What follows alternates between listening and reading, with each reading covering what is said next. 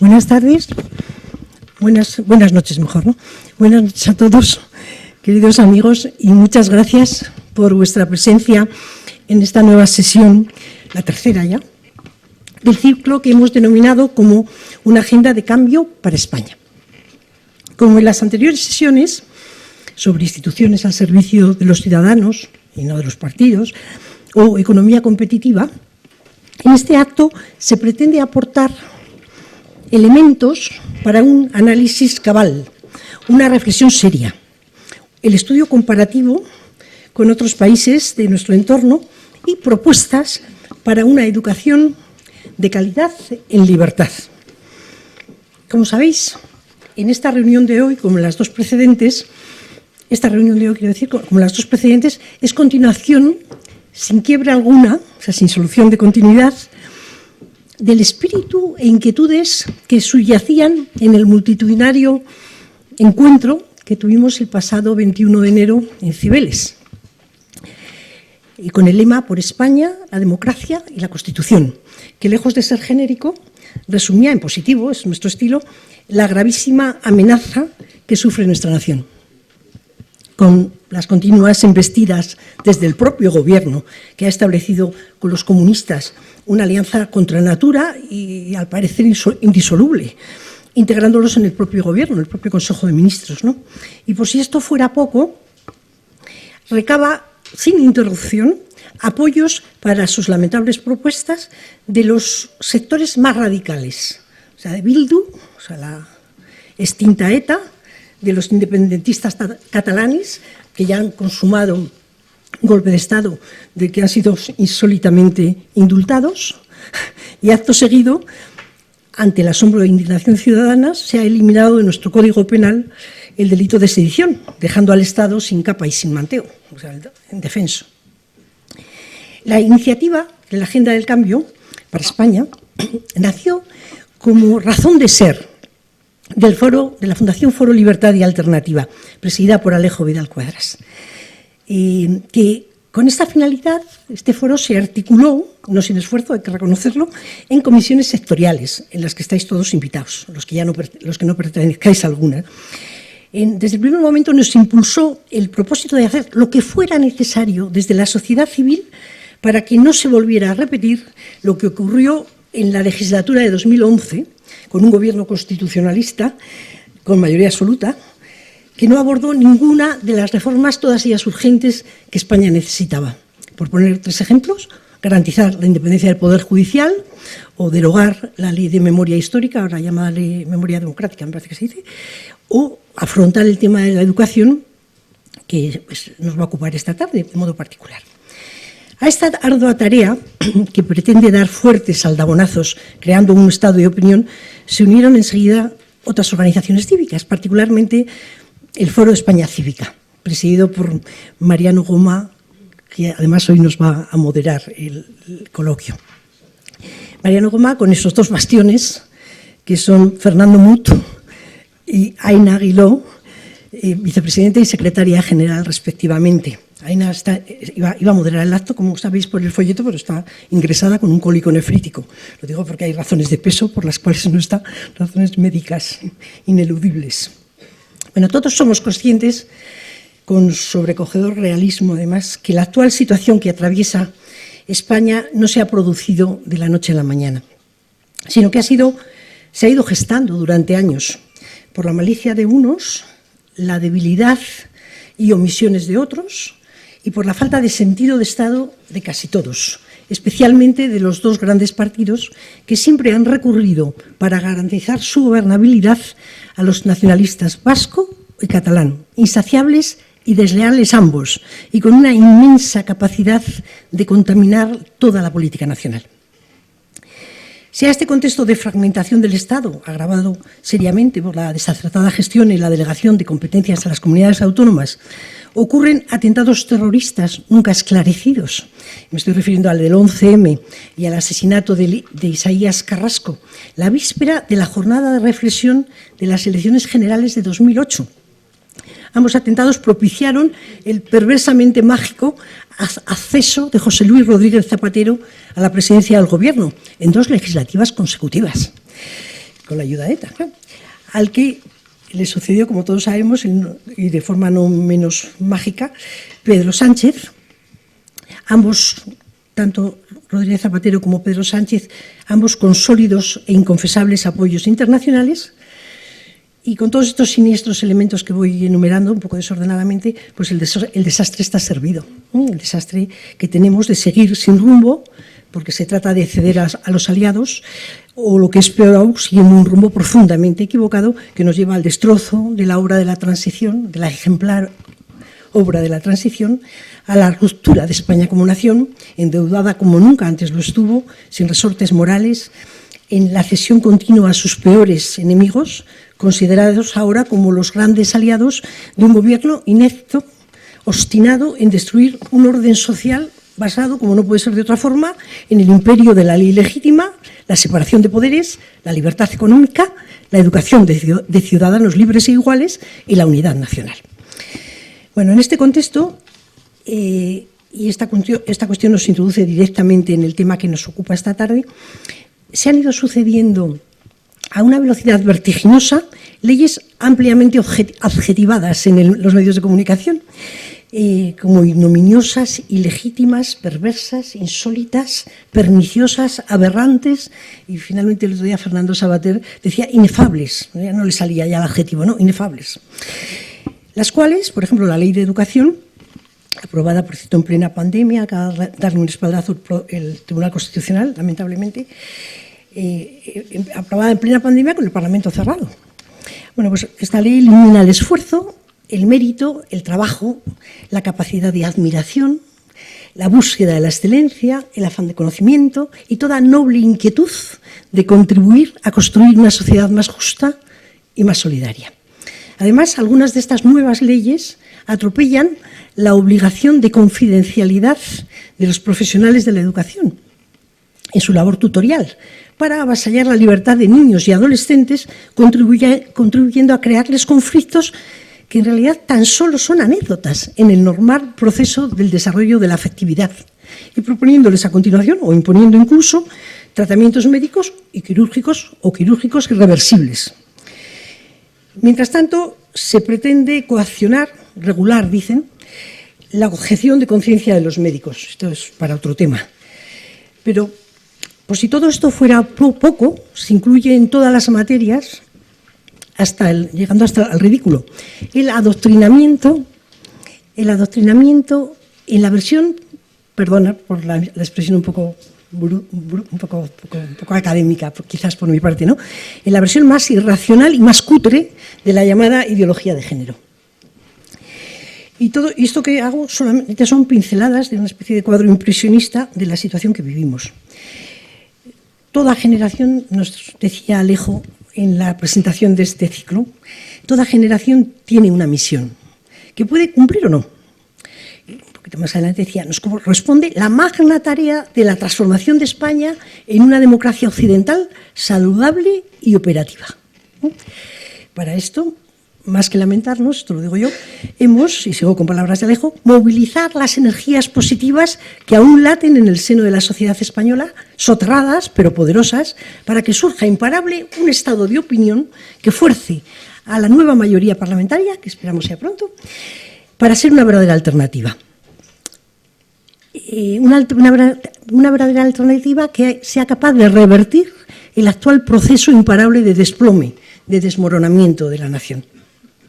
Esta es la convicción de todos los miembros del Foro Libertad y Alternativa, de todos los del Foro España Cívica y del centenar de organizaciones que se adhirieron a la convocatoria de Cibeles del 21 de enero.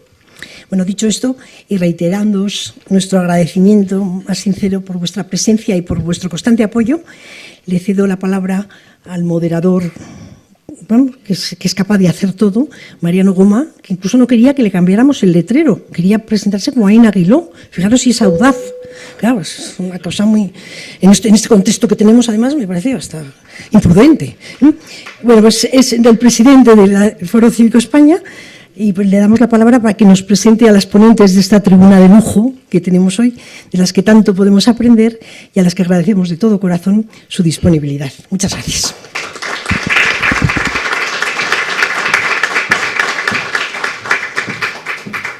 Gracias, Inma. ¿Se me oye? Sí. Bueno, como podrán ustedes ver, yo no soy Aina Aguiló, que más quisiera. Por tanto, me toca moderar esta mesa por un problema físico de nuestra secretaria general, con lo cual le pido disculpas de entrada porque van a ver aquí en el moderador una persona más fea y más vieja de lo que era la moderadora original. Por tanto, lamento que tengan ustedes que ver esto. Bien, una vez presentado y a una vez también siguiendo la presentación que ha hecho tan generosamente Inma, también decir que este es un conjunto de acciones que estamos haciendo, pero que tienen ya un historial. Esta es la tercera, como ha dicho ella, hicimos ya una primera, una segunda, la tercera, vamos a por la cuarta, que será el 4 de mayo, y han sido 4 grandes temas que se han estado trabajando. Y hace mucho tiempo que se está trabajando y está trabajando mucha gente. Porque cuando empezamos con todo el tema de la agenda del cambio nos dimos cuenta, primero, que teníamos que trabajar juntos y segundo, que teníamos que trabajar una serie de bloques que fueran lo suficientemente importantes como para que lleguen a la ciudadanía, porque en realidad si todo lo que estamos haciendo luego no conseguimos que llegue a la ciudadanía, pues hemos hecho un flaco favor al país. Por tanto, vamos a intentar por todos nuestros medios que todo esto que estamos haciendo con conclusiones y con propuestas concretas en un momento determinado podamos hacérselo llegar a la ciudadanía, que es a quien está dirigido, y después a los políticos. En estos momentos estamos entrando en la vorágine del 28 de mayo, con lo cual ahora vamos a tener como una especie de tsunami en el que todo el mundo va a mentir de mala manera para llegar al 28 de mayo y tener unos resultados que nos den un poco la pauta de lo que puede ser dentro de 6 meses u 8 meses. Por tanto, nosotros, o al menos yo personalmente, pienso que los resultados que se produzcan el 28 de mayo va a ser un aviso a navegantes muy importantes para lo que puede llegar a pasar en España a finales de año y empezar a corregir todo el rumbo de lo que Inma ha hecho una revisión de cuestiones perversas que tenemos que cambiar. Por lo tanto, este acto que estamos haciendo hoy tampoco es nuevo, hemos trabajado mucho, hay una serie de personas que han trabajado mucho en este acto. Es más, Inger ya ha venido a unas primeras jornadas que tuvimos, también otra serie de jornadas, es decir, que lo que estamos haciendo hoy es un poco intentar hacer el resumen de todo el trabajo que se ha hecho hoy en el ámbito de la educación en libertad. Y como yo solo tengo que moderar, voy a presentar muy rápidamente. El que me conoce sabe que yo no soy de alargarme mucho en currículums y tal, entre otras cosas porque todo el mundo sabe quiénes son. Es decir, si alguien no conoce a Montserrat Gomendio, pues no sé, pero ya llega tarde, ¿no? Es decir, ya llega tarde. Por tanto, una mujer que ha sido secretaria de Estado de Comunicación y que además... De Educación, ha sido secretaria de Estado de Educación. No, de Comunicación era la otra. La otra, sí. Eso. No, es decir, que ha tenido cargos muy importantes, tiene trabajos a todos los niveles hechos y, por tanto, no hace falta presentarla. Yo quiero simplemente felicitarme y felicitarla por una cuestión que es muy personal, y es que los dos hemos estudiado en Cambridge. Y cuando dos personas han estudiado en Cambridge, los ingleses imprimen carácter. ¿Tú crees que sí? Por tanto, y como me ha hecho mucha gracia porque no lo sabía, pues he querido decirlo personalmente aquí. Bueno, después tenemos a Inger, amiga, yo creo que es la catedrática sueca con más proyección internacional del mundo, porque la conoce todo el mundo, en todo el mundo. Es más, antes estábamos hablando y le digo, es que ¿sabes tú más de España que yo? Es decir, es una mujer que sabe muchísimo, ha escrito muchos libros, tiene un prestigio internacional brutal, y tengo la suerte de que cada año nos encontramos en Lund a comer juntos, y que es una ciudad maravillosa, a la que invito a la gente a que vaya, y además Inger la enseñará muy bien. Y finalmente tenemos a Alicia Delibes, otra vieja gloria, con perdón de lo de vieja, pero con gloria toda la del mundo. Es decir, que ha sido viceconsejera de Educación de la Comunidad de Madrid, coordinadora de la Comisión del Foro Libertad y muchas otras cosas. Alicia Delibes es aquella persona que también dices, no, es que viene Alicia Delibes, ya está. No, pues eso es un poco el panel y el plantel que tenemos hoy aquí. Bien, para esto yo voy a hacer una cosa, si se me permite. Vamos a establecernos unos 15 o 20 minutos por cada una de las intervenciones, y yo le pasaría primero la palabra a Montserrat Gomendio, después quizás Inger, y acabaría Alicia Delibes en esta primera ronda. ¿Por qué? Porque vamos a intentar hacer un zoom, ¿no? desde una altura suficiente mundial, europea, ir bajando a una zona como mucho más confortable, que no porque sea más confortable por distancia no es más peligrosa. Entonces, y así podremos de alguna manera tener una visión muy clara con cada una de ellas. Por tanto, yo voy a lanzar una primera pregunta de un lego, pero una primera pregunta para que de alguna manera podamos enganchar, ¿no? Enganchar el ritmo del acto. Y la pregunta es, ¿hay calidad en la educación? ¿Qué debemos? ¿Qué debemos copiar de los sistemas educativos de otros sitios o de otras mentes quizás más privilegiadas que nosotros? ¿Qué hemos copiado? ¿Lo hemos copiado mal? Es decir, ¿qué está pasando? Y esa es un poco la primera pregunta que lanzo. Es muy abierta, pero yo creo que es suficientemente clara. Montserrat, tú misma. Muchas gracias por la presentación.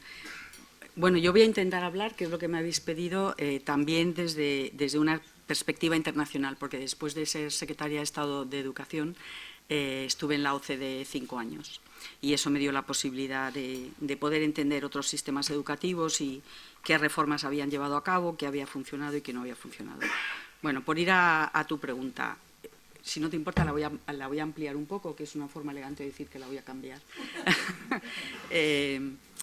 Yo creo que hay dos dimensiones importantes del sistema educativo, la calidad y la equidad, y además son los ejes ideológicos a lo largo de los cuales se posicionan los partidos de derecha e izquierda, y entonces en general la derecha se posiciona a favor de la calidad y la izquierda se posiciona a favor de la equidad. Yo creo que desde el punto de vista de la evidencia, no es una dicotomía por la que haya que elegir entre calidad y equidad. Creo que las dos cosas son posibles y además creo que, lejos de lo que la izquierda defiende, en el sentido del argumento de que la excelencia es el enemigo de la equidad, creo que la mediocridad es el mayor enemigo de la equidad. Y en ese sentido, lamento decir que creo que los datos indican, no ya mi opinión, que estamos en un sistema educativo que no tiene ni calidad ni equidad. Y ahora explicaré por qué. Y por lo tanto que es mediocre en las dos dimensiones. Vamos a ver, hay un mantra en España que se repite continuamente, que es que tenemos muchas leyes educativas, que cada vez que llega un partido al poder cambia el sistema educativo, que este produce mucha inestabilidad y que esta es una de las razones por las que el sistema educativo no consigue mejorar. Yo niego la mayor. Creo que realmente el sistema educativo que ha prevalecido en España durante décadas fue el que definió la LOCSE en 1990. A partir de ahí, gobiernos socialistas han aprobado leyes, pero han sido retoques a esta ley fundamental, que es la que determina las principales reglas del sistema educativo.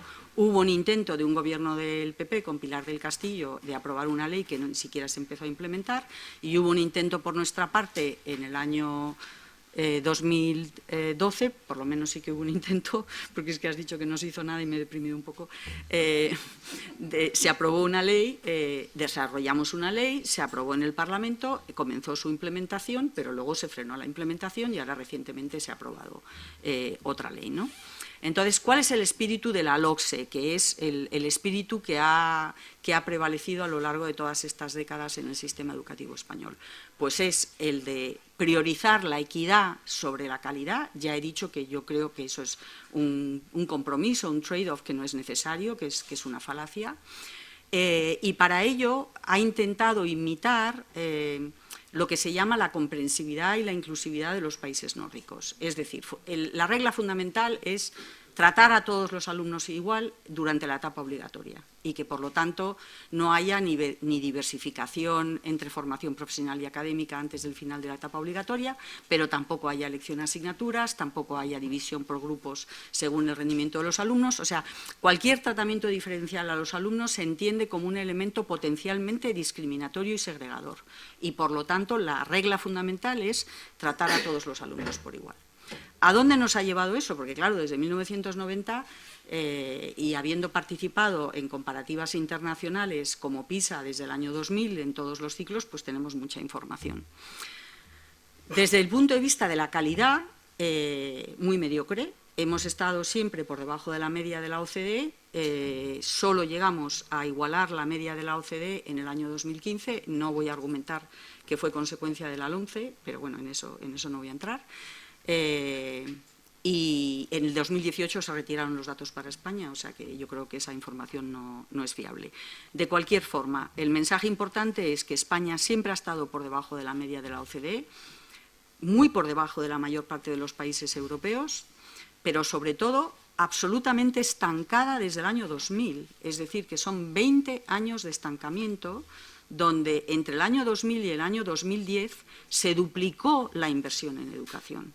Y, por supuesto, ha habido reformas y esfuerzos, pero fundamentalmente ha habido aumentos de inversión, que es a lo que la gente le da mucha importancia. Desde mi punto de vista, no tiene tanta importancia en un país como España, donde ya tenemos un nivel de inversión por encima de un umbral que ya asegura que se puede llegar a la calidad siempre que haya otras reglas de juego.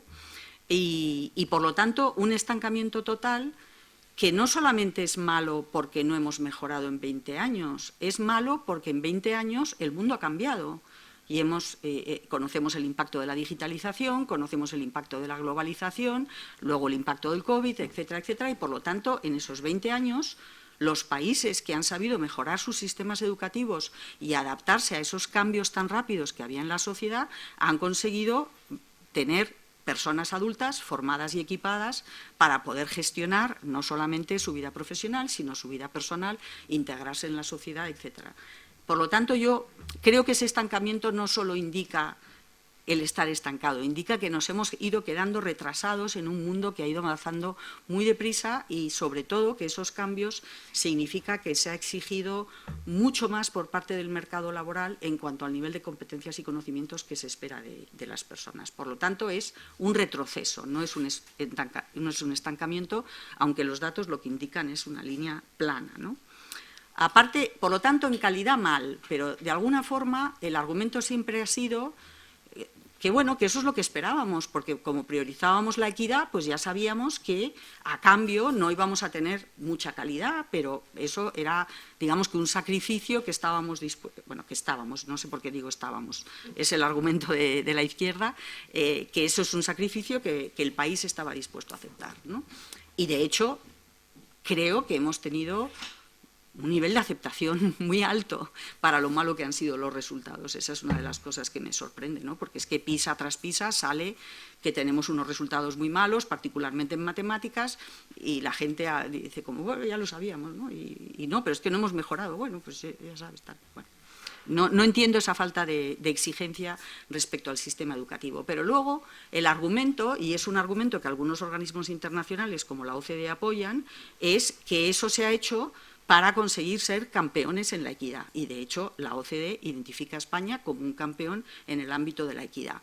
No voy a entrar en las variables que utiliza, porque es un argumento técnico un poco aburrido, pero básicamente, por simplificar mucho, porque tenemos a todos los alumnos con un nivel muy uniforme y muy mediocre. Y entonces eso se interpreta como muy equitativo. Bien, ¿qué problema tiene eso?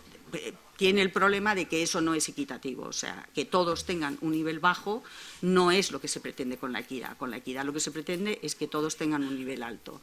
Aparte de eso, el problema es que un sistema tan radical desde el punto de vista de la comprensividad, que trata a todos los alumnos por igual en una sociedad como la nuestra, que es mucho más heterogénea que los países nórdicos que se ha pretendido imitar, lo que hace es centrarse en la media y abandonar a los extremos. Entonces, por una parte, tenemos una proporción básicamente inexistente de alumnos excelentes, es decir, es un sistema que aplana y no permitimos que los alumnos que tienen ese potencial tienen, pero algo en lo que se ha puesto, en eso sí se ha puesto mucho énfasis, pero algo en lo que creo que no se ha puesto suficiente énfasis es en que también se abandona a los chicos de ambientes desfavorecidos que tienen un punto de partida muy difícil. Porque como se les trata igual que al resto y lo que necesitan son medidas compensatorias desde el principio y no las tienen, entonces con lo que acabamos es con una tasa de repetición altísima que ha estado durante muchos años cerca del 40%,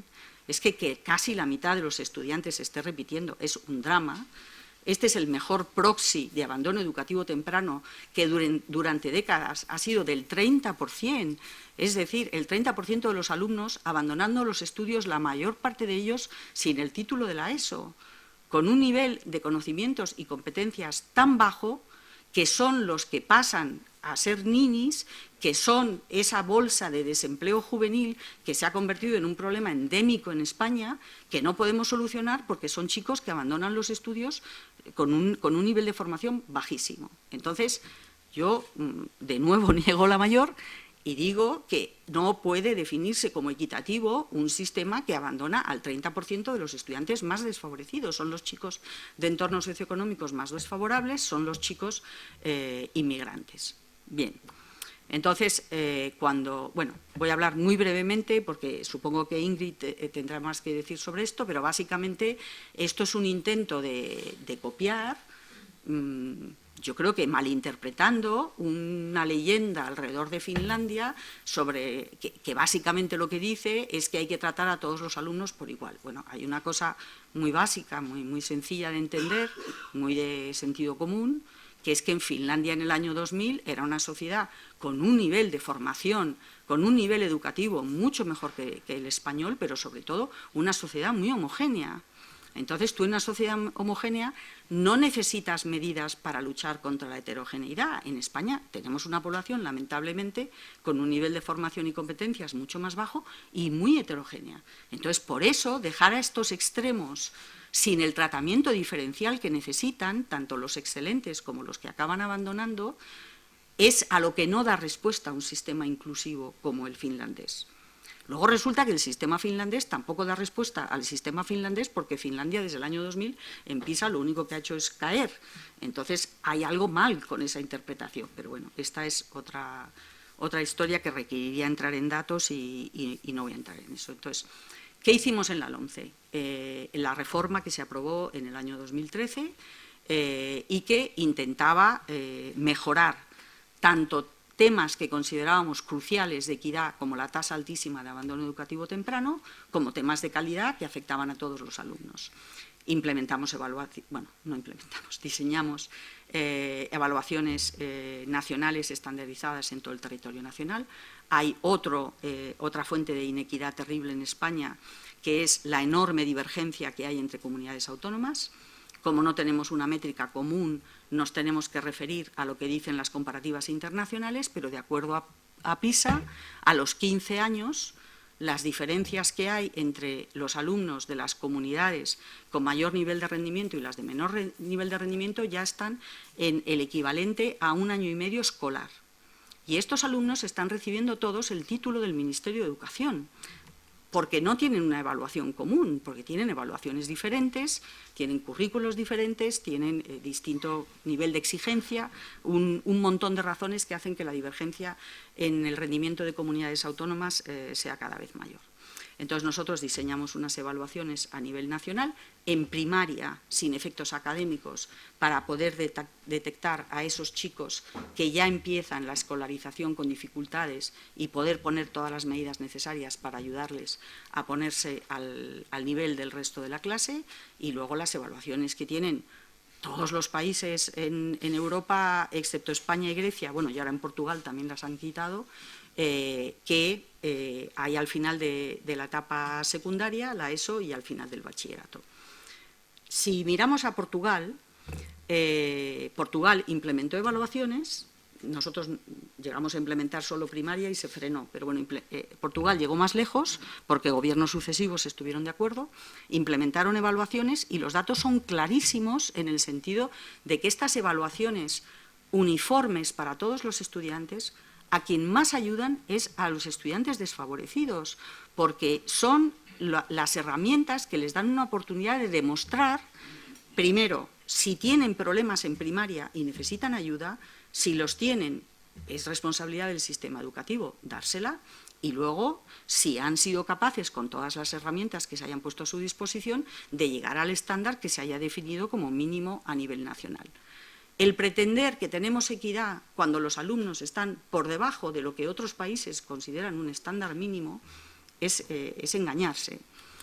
Luego desarrollamos la formación profesional, que estaba totalmente desprestigiada, era parte del argumento de que no se debía de discriminar, todos los alumnos debían de ir a la universidad.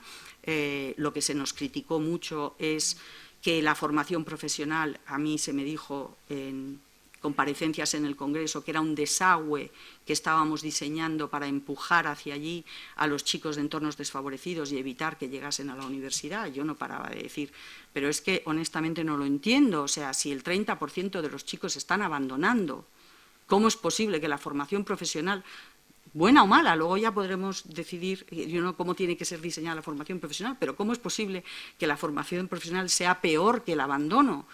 Pues parece que sí, que dentro de esa concepción de la educación, la formación profesional no había muy discriminatoria, peor que el abandono. El hecho es que el éxito de la formación profesional sigue hoy en día, que se han seguido matriculando cada vez más estudiantes y que en paralelo ha descendido el abandono educativo. Cuando yo empecé como secretaria de Estado era del 27%, ahora estamos en el 13%, o sea que ha sido una bajada muy importante. Aún así, seguimos estando muy por encima del resto de los países europeos. Luego, por supuesto, cambiamos el currículum, lo dotamos de contenidos, definimos unas asignaturas troncales que tenían que tener el mismo currículum en toda España, matemáticas, lengua e historia de España, por razones obvias. Y esta reforma se aprobó en el Parlamento, como he dicho, se implementó durante 2 años, luego se intentó un nuevo pacto educativo que no llegó a nada y recientemente se ha aprobado la LOMLOE. La LOMLOE es exactamente lo contrario y vuelve a defender bueno, de hecho la exposición de motivos hay que leerla para creerla, porque argumenta que la LOMCE destruyó toda la equidad del sistema educativo por razones que no justifica, y a partir de ahí dice que hay que volver a tener los niveles de equidad que había antes. Recuerdo, abandono educativo temprano, 30%. Entonces, no solo elimina las evaluaciones, sino que es la primera ley que prohíbe que las comunidades autónomas tengan evaluaciones al final de la etapa. Puedan tenerlas en otros cursos, pero no las pueden tener al final de etapa. Claro, al final de etapa suelen ser muy importantes para decidir si un alumno titula y si puede progresar. A lo mejor en otros cursos también son importantes, pero las de final de etapa son las esenciales siempre. Y ahí es el Gobierno central el que se asigna la responsabilidad de hacer las evaluaciones, pero se han inventado un mini PISA que solo tiene lugar cada 3 años, que solo incluye una muestra de estudiantes, que solo incluye un cierto número muy limitado de competencias básicas y que, por lo tanto, no va a servir para informar ni a padres, ni a alumnos, ni a colegios de cuál es su nivel de rendimiento a nivel individual. La formación profesional es así. Han decidido cambiar la bandera, ahora que han visto que funciona, pues la formación profesional la siguen apoyando, aunque creo de nuevo que la ley, pero no voy a entrar en eso ahora, limita mucho lo que yo creo hacia dónde debería de evolucionar, que es hacia la dualización y acercarse a las empresas. Al revés, la acerca a la universidad. Yo creo que es un error en ese sentido. Y luego, bueno, pues en paralelo a la eliminación de las evaluaciones, jibariza por completo los contenidos curriculares y permite, o sea, desarrolla un laxismo tal para conseguir esa equidad en la mediocridad, donde los alumnos con suspensos, bueno, la repetición de curso prácticamente se prohíbe, cosa que me parece un invento que no se le había ocurrido a ningún país. O sea, si la repetición de curso es un problema, solución, se prohíbe. No, hombre, no, vamos a ver, los alumnos repiten curso porque no entienden lo que se les enseña en clase. Entonces hay que ir muchos cursos atrás para entender cuándo empieza ese retraso y poner las medidas necesarias para que eso no ocurra, pero no que el alumno, que literalmente, como me han dicho en muchos colegios que he visitado, que en secundaria no sabe leer, acabe titulando, que es lo que está pasando en este momento. Entonces, se pasa de curso con suspensos, se puede titular con suspensos y además los contenidos curriculares son muy débiles, y como además fue una ley que se negoció durante la aprobación de los presupuestos, pues como tantas otras leyes se tuvieron que hacer muchas concesiones, y como parte de las concesiones a Podemos se introdujo un nivel de adoctrinamiento que yo no he visto nunca antes en el currículum, y como concesión a los partidos nacionalistas se quitó la vehicularidad del castellano en Cataluña, y además cambiaron las reglas de admisión. Nosotros habíamos introducido la demanda social para que fuese prioritario el derecho de los padres a elegir colegio, y si querían que sus hijos fuesen a la concertada, eso prevaleciese. La ley elimina la demanda social y dice que siempre que haya una plaza en un colegio público, los padres no pueden elegir la concertada. Puesto que demográficamente vamos a cohortes cada vez más pequeñas, pues no es el principio del fin de la concertada ya, pero es el principio del fin de la concertada a lo largo de los próximos años, ¿no? Y ahí estamos, me temo. Muy bien.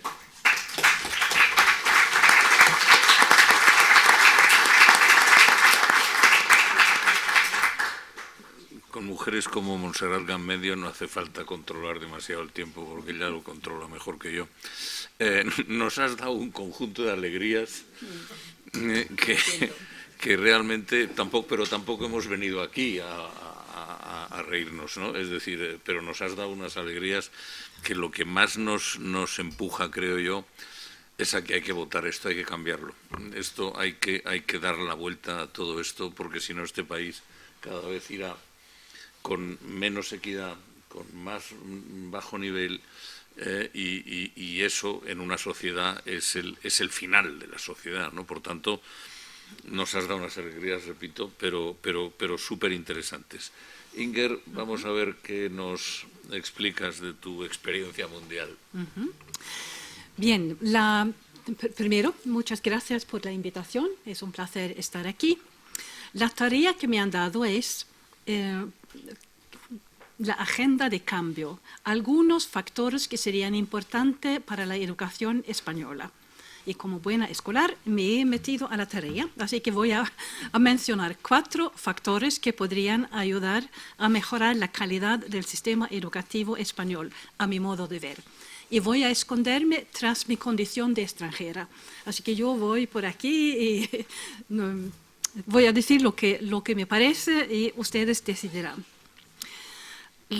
Lo primero y lo esencial, a mi modo de ver, es la forma fundamental de ver la educación. Para que funcione un sistema educativo, a mi modo de ver, los alumnos tienen que adoptar una conducta adecuada y, segundo, tienen que esforzarse a estudiar. Siempre conducta y esfuerzo. Si esto no está a la base del sistema educativo, no puede funcionar nada. Así que la primera tarea de la escuela es mantener esas 2 cosas.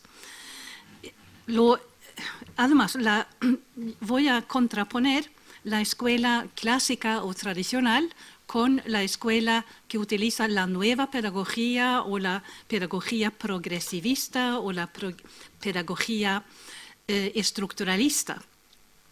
Y una diferencia es que la escuela tradicional, si queremos, pensaba en la escolaridad como algo escalonado.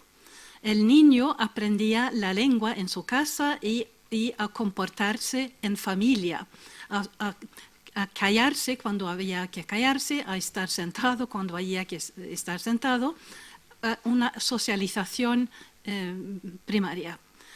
Y después en la primaria, en la escuela, aprendía fundamentalmente a ser alumno y a leer al mismo tiempo. Pero es muy importante lo de ser alumno, a poder seguir las consignas, a saber a trabajar de manera ordenada, de saber dónde está el cuaderno en cuestión, de saber copiar las palabras de la pizarra si hacía falta hacer esto.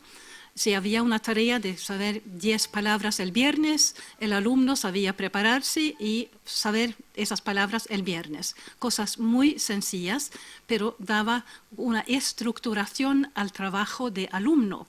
Y es una estructuración, lo repito, a la vez concreta y intelectual, porque empieza a ponerle en la cabeza cómo se hace para estudiar, cómo ponerse una meta, cómo conseguir la meta y usar al profesor y a los libros como elementos de ayuda.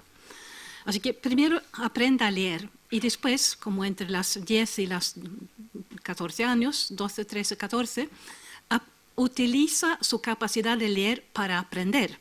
Eso es muy distinto. Hay que haber aprendido a leer bien para después utilizar la capacidad de leer para aprender.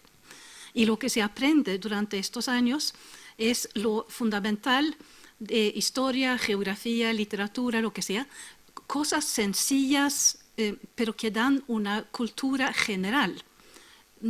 Cosas que no se tienen que discutir porque son sencillas y que después servirá en la secundaria, porque en la secundaria de pronto el alumno necesita a la vez la capacidad de leer y esos conocimientos generales, porque de pronto lo que va a estudiar es mucho más específico. En química, en física, etc., hay que conocer las cosas exactas y necesita esa preparación general para poder estudiar así. En literatura, en historia, etc., aprende a utilizar el punto de vista.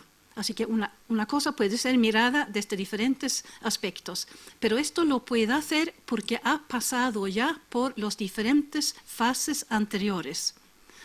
Y lo que es típico de la escuela tradicional, si queremos, es ver la escolarización como algo sucesivo. Son peldaños y hay que pasar por todos esos, y lo normal es terminar con un examen, una reválida o lo que sea.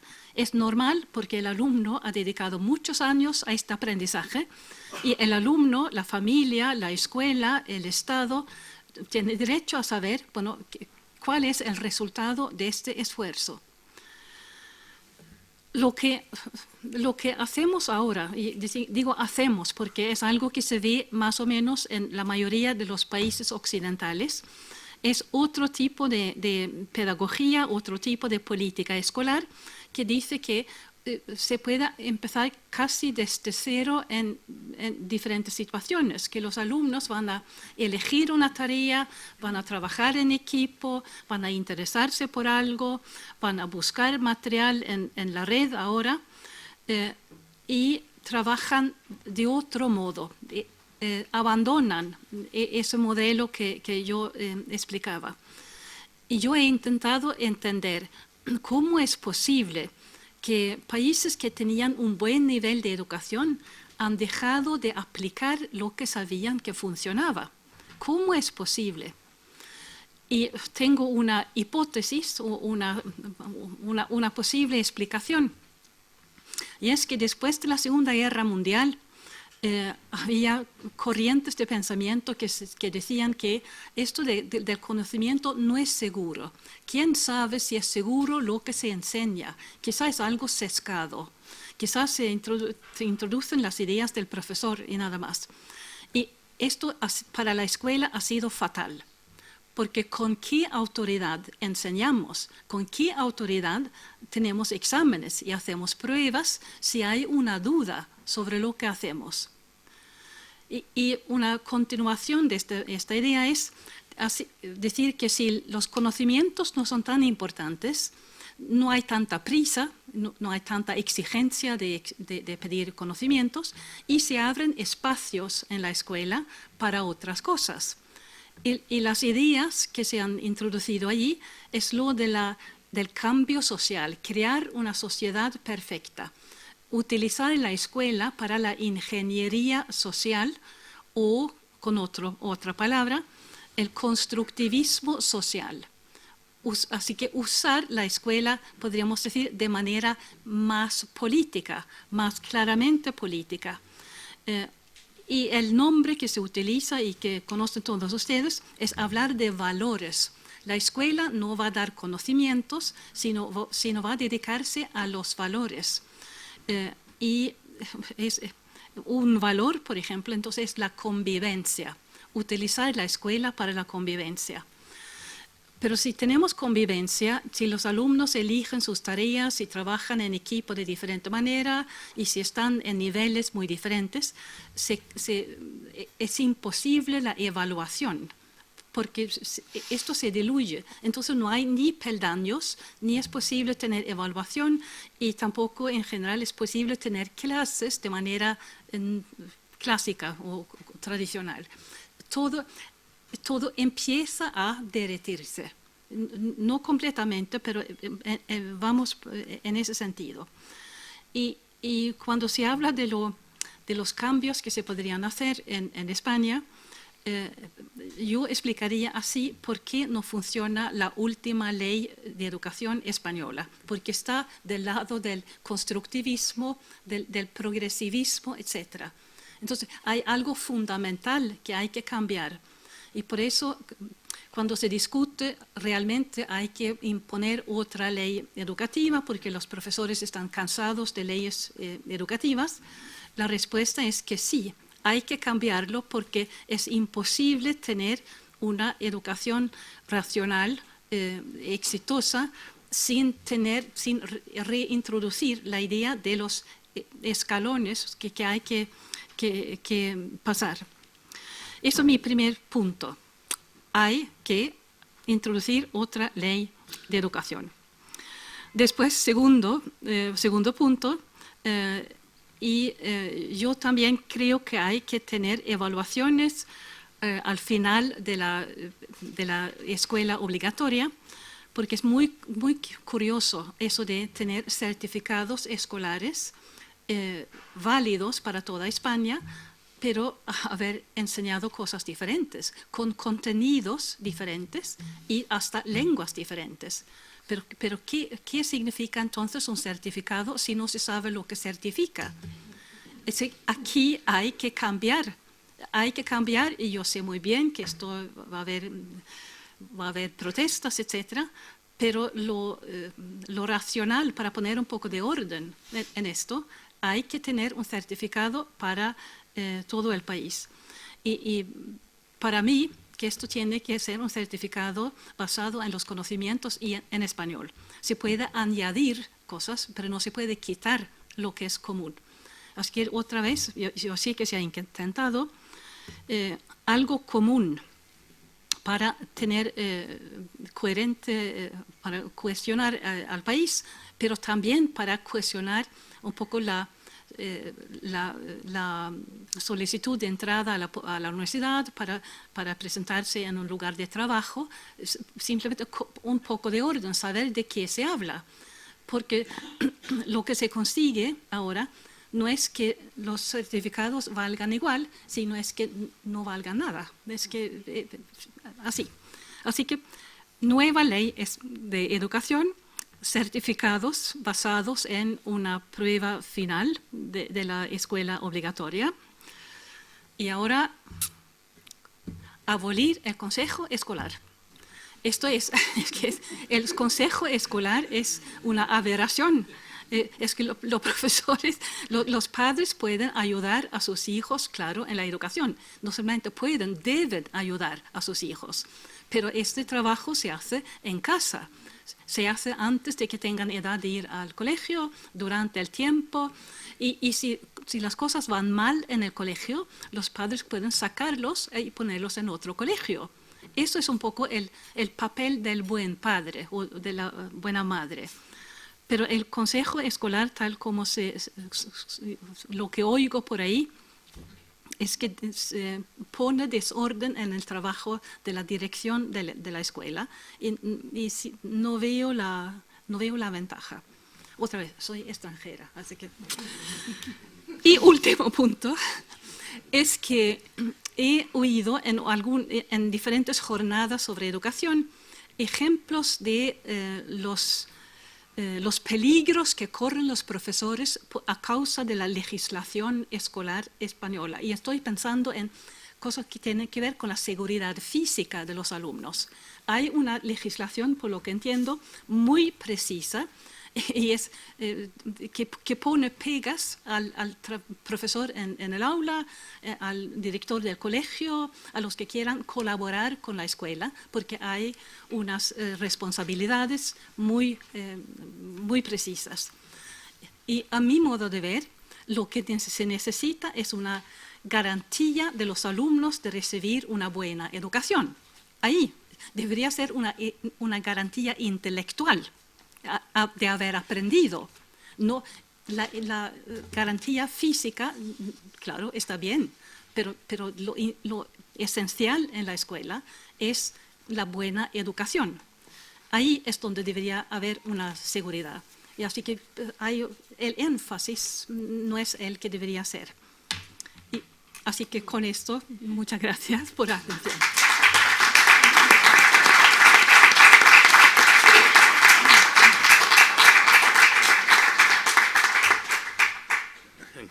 Gracias. Seguimos con las alegrías, pero yo que no soy docente, o si lo soy porque soy ciudadano, pero no por profesión. Yo estoy entendiendo muy bien lo que están diciendo por ahora tanto Montserrat como Ingrid. Es que lo estoy entendiendo muy bien. Estoy entendiendo dónde están los baches, dónde están los agujeros, dónde están las grietas y dónde están los fallos. Entonces, yo que no soy docente no entiendo cómo en este país no hay gente que lo entienda y que lo aplique. Por tanto, volvemos un poco a estar en lo mismo. Tenemos que conseguir que la gente lo entienda. Y ya está. Y bueno, le paso la palabra a Alicia Delibes. En fin, supongo que a ver qué escenario nos puedes plantear en España.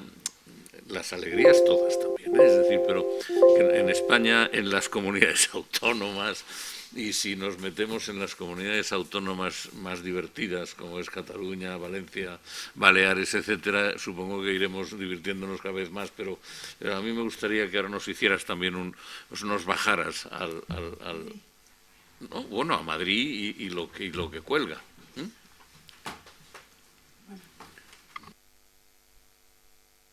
A ver, me he invitado a participar y a exponer un poco las ideas que se discuten en el foro Libertad y Alternativa, cuando nos reunimos de vez en cuando y por los chats y todo esto sobre cómo, yo voy a decir, encontrar una vía para dar calidad a nuestro sistema educativo, porque yo creo que no tiene calidad. O sea, no quiero ser ni dubitativa ni nada, pero después de haber oído a Montse, que la conozco bien y que he estado con ella un año en París y que sé cuáles son sus preocupaciones sobre PISA y todo lo demás, y después de haber oído a Inger decir qué es lo que se debería hacer en España para mejorar, pues es evidente que no hay calidad educativa. O sea, hay escolarización.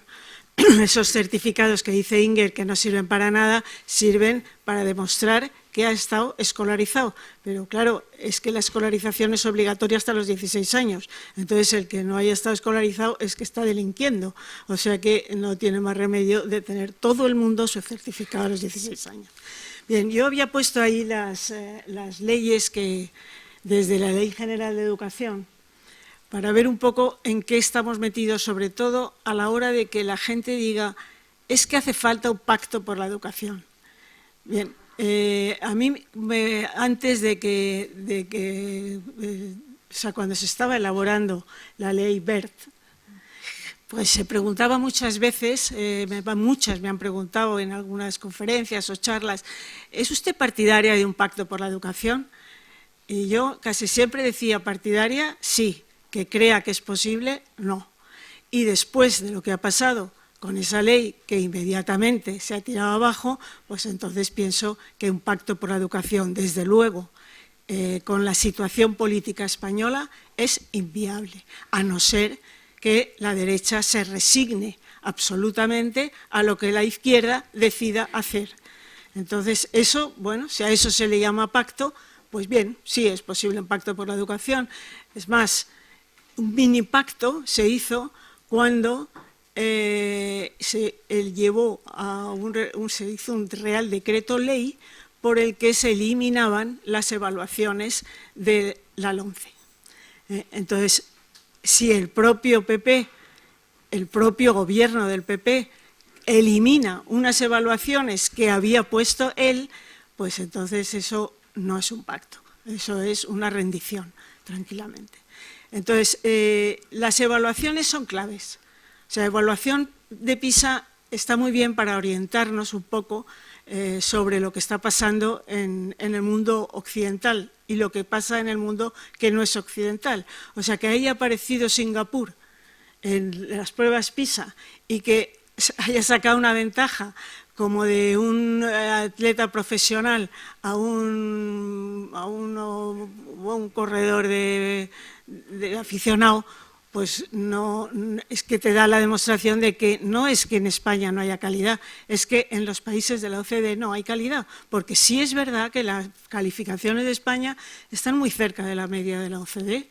O sea que, ¿por qué os preocupáis tanto? Como nos dijo el presidente del Consejo Escolar del Estado, me dijo a mí cuando yo creía que ellos también estaban de acuerdo en que España quedaba mal en PISA, pero resulta que no están de acuerdo porque ahí ha venido PISA a decirles que somos campeones en equidad. Entonces, lo que se pretendía no era la calidad. O sea, no hay calidad porque no se quiere calidad. Si es que calidad le llamamos a que se aprenda en la escuela. O sea, la escuela no está para aprender o para transmitir conocimientos. Se ha convertido en otra cosa, en guarderías que llegan hasta ya casi la universidad, cuando no, centros de adoctrinamiento de niños y jóvenes. Entonces, hablar de calidad, bueno, se puede hablar, pero claro, lo que dice Inger que se tiene que hacer, no se va a poder hacer. Entonces, vamos a ver qué es lo que sí se puede hacer y lo que sí se podría hacer. Bien, en las leyes, la Ley General de Educación generalmente se dice que es muy buena y era muy moderna, pero era muy progre. Y se podía comprender porque se había montado un lío en Francia con el mayo del 68 y estaba bastante revolucionada la Universidad Española y estaban empezando a tener bastante familia el mundo progre.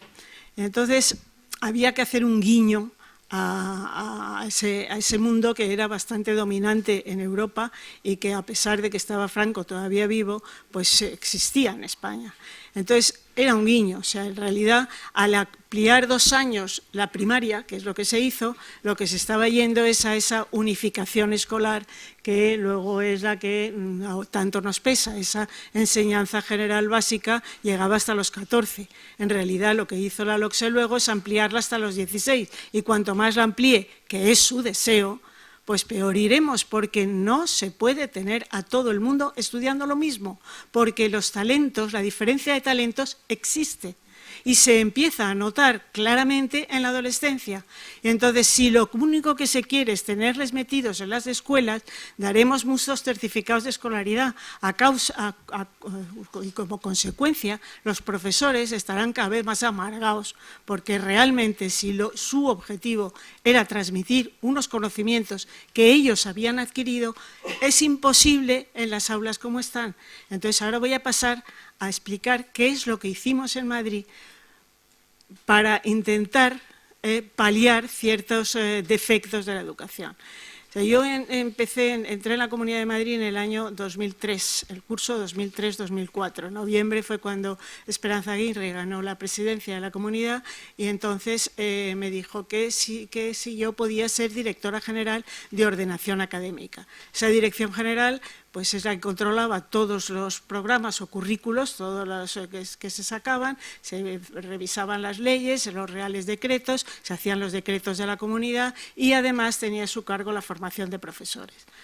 Bien, en ese momento había que establecer los decretos de la Ley de Calidad para la Comunidad de Madrid. Entonces fue un primer trimestre de locos para desarrollar para la Comunidad de Madrid todos esos decretos. En el 2004, en marzo del 2004, se paraliza la Ley de Calidad, se paraliza con un truco muy bueno, que es que ahora ya las leyes de educación, después de eso, se les mete el calendario de aplicación dentro de la propia ley, con lo cual es orgánico y es más complicado retrasarlo. Entonces, como iba en un Real Decreto separado, entonces ese se iba posponiendo, con lo cual se iba ganando tiempo para hacer una nueva ley. Entonces, la Ley de Calidad, las enseñanzas de la Ley de Calidad nunca se aplicaron, nunca, no dio tiempo. Entonces, ya con la LOE, la siguiente... está ahí la puesta. Bueno, hay una ley ahí que es la LOECE, que quiera se interese por ella porque es bastante interesante. Esa LOECE es una ley de la UCD que arregla algunas cosas de la Ley General de Educación, como por ejemplo la promoción automática, y en la que desarrolla los principios constitucionales sobre la libertad de enseñanza con unas ideas bastante interesantes que nunca se han vuelto a remover ni a hablar porque a los socialistas y a la izquierda no le gustaban. Bien, luego, cuando llega Felipe González, la primera ley es esa LODE, que es la que elimina esa LOECE, que estaba ahí todavía, y luego viene la LOCSE, que ya hasta Inger ha hablado de ella, que ya todos conocemos, que es la que tenemos en realidad. Después, a continuación, pues pasar esa. Empieza ya el periodo de reformas y contrarreformas. Entonces tenemos... No, anterior. Bueno, entonces empieza la Ley de Calidad, que es del 2002. No, pásala. Ahí.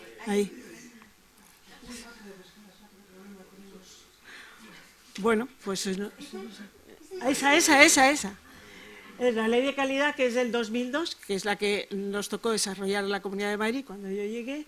La LOE, que es del 2006, que es la de Zapatero, están en rojo las que son del PSOE.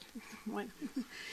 Entonces, la LOE, bueno, pues también tuvimos que desarrollar todos los reales decretos, o sea que a veces no se da cuenta la gente cuando dice que cuando hay un cambio de ley, las comunidades autónomas tienen un trabajo ímprobo.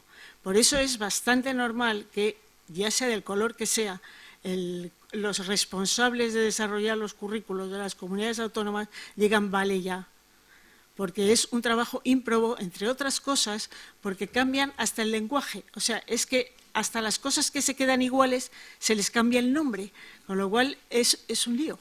O sea, nadie sabe exactamente en qué ley ha hecho sus estudios, no lo sabe, ni cómo se llamaban las diferentes variedades que existían. Bueno, entonces después, bueno, pues después vino la LOMCE, que ya ha hablado Monse muy bien de ello y explicando todo lo que hicieron, con unas cosas, unas ideas muy buenas, que eran meter esos exámenes que están prohibidos por la izquierda. O sea, un examen de final de etapa no se puede hacer. No se puede hacer si es muestral. Si no es muestral, o sea, si lo hacen todos, no se puede hacer. Si se hace una muestra, bueno, sí, ¿por qué no? Pero el examen individual, donde cada alumno tiene sus resultados, y cada colegio, por supuesto, también, eso no se puede hacer al final de las etapas, y eso lo ha dejado claro la nueva ley, está terminantemente prohibido. Después, la ley esta es del 2013, pues bueno, se empezó a aplicar porque se dieron mucha prisa, le hicieron eso muy bien, arreglaron para que no volviera a pasar como antes, pero pues ahora, en cuanto ha llegado Sánchez, la primera orden ha sido fuera esa ley. ¿Por qué? Pues porque tiene exámenes y no queremos exámenes, y porque, otra cosa que es más difícil de entender, tiene itinerarios al final de la ESO. Bueno, la enseñanza secundaria obligatoria, que tiene 4 años, y va desde los 12 hasta los 16 años, la edad más difícil de los jóvenes, bueno, de los adolescentes. Entonces, nadie sabe qué hacer con ella. Y realmente nadie sabe qué hacer con ella. Si tienen que estudiar latín en algún curso o no. Bueno, pues en caso de duda, no. Si tienen que estudiar matemáticas, álgebra, en Estados Unidos, por ejemplo, la gran discusión es el álgebra. Pues no, pues tampoco. Entonces, en cuanto hay alguna dificultad, fuera. Sobre todo que el alumno no se traumatice, porque si se traumatiza luego tiene problemas mucho más complejos el día de mañana. Esa es la teoría, y de eso han bebido en todas las universidades los profesores cuando se forman allí. Entonces ya es un hecho, es un dogma absolutamente creíble. Bien. Eso en cuanto a la LOMLOE, que yo desde luego, como ha dicho, yo creo que ha sido Inger la que ha dicho, si se lee el Real Decreto de Currículo, ha sido Monse, te quedas impresionado. Yo, que creí que estaba ya curada en salud de casi todo, cuando lo he leído no daba crédito. Es que no tiene ni un solo contenido. Es que han decidido que hay que tener competencias. Las competencias se adquieren con conocimientos. Eso yo no sé si es porque yo iba a esas escuelas que tú has descrito o por qué, pero no sé cómo se puede adquirir una competencia sin tener un conocimiento. Yo soy profesora de matemáticas, es lo que he sido siempre, y desde luego sé aplicar, sé cómo se hace para demostrar si se ha aprendido una cosa o no, o sea, si se ha adquirido la competencia o no, pero primero tengo que tener el conocimiento. Es que la prueba PISA, por ejemplo, que es por competencias, cuando pone, que eso lo vi una vez y me hizo gracia, un problema de la vida diaria en la que había que aplicar el teorema de Pitágoras, pues el teorema de Pitágoras se lo da en el enunciado como un anexo. ¿Por qué? Porque no tiene por qué saber qué es lo que dice el teorema de Pitágoras. Y dice, ¿cómo van a aplicar el teorema de Pitágoras sin saberse el teorema de Pitágoras? Y si se lo dan, va a entender algo. Entonces, es absurdo. O sea, las competencias, y además la OCDE lo ha dicho así, es el conjunto de conocimientos, destrezas y actitudes. Esas actitudes, bórrelo, porque yo nunca he sabido muy bien lo que es. Si me gustan las matemáticas, pues entonces saco mejor nota, y bueno, claro, pero es que si saco buena nota, me gustan las matemáticas. Entonces ahí es un poco... Bien, entonces, ¿qué hicimos en Madrid cuando yo llegué, aparte de todo este trabajo de elaborar todos estos decretos? Entonces, yo lo había oído siempre a los profesores de secundaria decir, los niños vienen muy mal preparados de primaria. Entonces, lo primero que pensé es, vamos a ver cómo de mal preparados vienen los niños de primaria. Entonces, pusimos una prueba que llamamos Conocimientos y Destrezas Indispensables, CDI, una prueba, diríamos, de mínimos de lo que debería saber un alumno en sexto de primaria cuando termine. Esa prueba iba con prueba matemáticas, un dictado, una lectura para comprender y sobre la que se sacaban preguntas, y una pregunta de cultura y una prueba de cultura general, con geografía, historia y ciencias naturales. Todo de acuerdo con los currículos que tenían y lo más fácil posible, porque yo pensaba que había que saber dónde estamos tocando, en qué fondo estamos tocando, no que a dónde llegaba uno, no, sí, a ver el suelo cuál era. Bueno, esa prueba, bueno, para decirlo, el defensor del menor a la viceconsejera entonces y a mí nos mandó un mensaje diciendo, ¿os habéis vuelto locas el día que se hizo la prueba? Entonces, todo el mundo extrañadísimo, ni siquiera la Ley General de Educación había hecho pruebas de ese tipo. Bien, hicimos esa prueba, el primer año fue un desastre los resultados de los niños, pero tuvo éxito, o sea, los colegios les gustaba, los niños salían diciendo, ha estado chupado, y yo pensaba, ha estado chupado, y el 50% no ha sabido contestar, pero bueno, les había divertido hacerla. La hacíamos con mucho cuidado, que no se aburrieran, que no se cansaran, que fuera interesante para ellos y que nos diera la pista de qué es lo que pasaba. Bien, esa prueba se repitió luego todos los años, íbamos comparando los resultados. Mi idea era ir subiendo un poquito el listón, como en un entrenamiento de altura, vas subiendo un poquito y a ver hasta dónde podemos llegar. Y cada vez tenían mejores resultados, pero cada vez, o sea, yo puedo dar los resultados y había, bueno, por ejemplo, un problema muy corriente era decirle si sales a tal hora del colegio y a qué hora, y tardas 30 minutos en el trayecto, ¿a qué hora vas a llegar? El primer año, la mitad, con una cosa así de fácil, no sabía hacerlo. El último año complicamos todo, tienes que coger un metro, luego tienes que coger el autobús, el metro tarda tanto, no sé qué, vas a llegar tarde, vas a llegar pronto, ¿a qué hora tienes que salir de casa? Y mucha más gente, muchos más niños eran capaces de hacer ese problema, que era mucho más difícil, que se puso el último día que los primeros. Entonces eso fue, desde luego para mí, como el alma de profesora que tengo, me resultó muy gratificante, o sea, ver que estabas dando clase a todos los niños de la Comunidad de Madrid y de una manera muy efectiva porque resultaba bien. Bien, entonces ya nos animamos y dijimos, ¿y por qué no vamos a la ESO? Entonces yo dije, bueno, el primero que tenemos que hacer es intentar que se porten mejor, porque es que hay profesores que dicen que no. Bueno, yo tenía la experiencia de clases de la ESO donde salía y decía, no he podido enseñar nada. Nada, al final de curso los alumnos me dijeron que querían ir a tomarse una hamburguesa conmigo. Y dije, mira hijos, no sabéis hasta qué punto estoy deseando que suene ese timbre para marcharme a mi casa. Entonces, ni hamburguesa ni nada.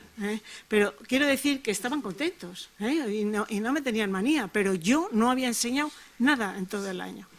Bien, entonces, ¿qué hacemos? Bien, pues yo entonces empecé a leer todos los decretos de convivencia, no disciplina, que se hacen siempre por protocolo todos los años en los colegios.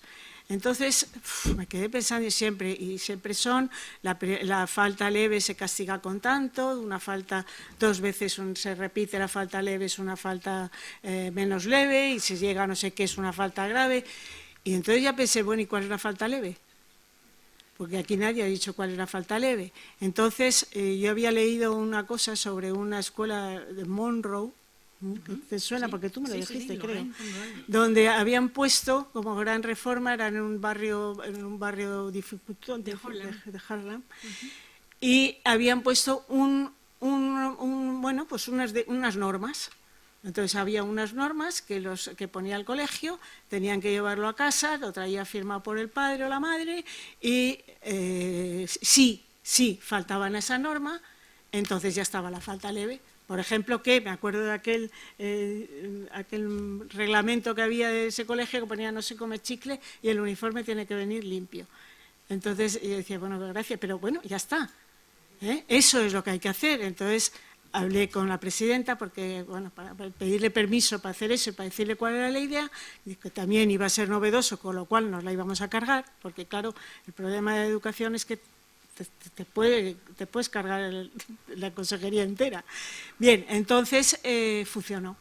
Pusimos todo en el primer, hay que poner un reglamento de conducta y entonces eso lo decidía esos consejos escolares que no te gustan.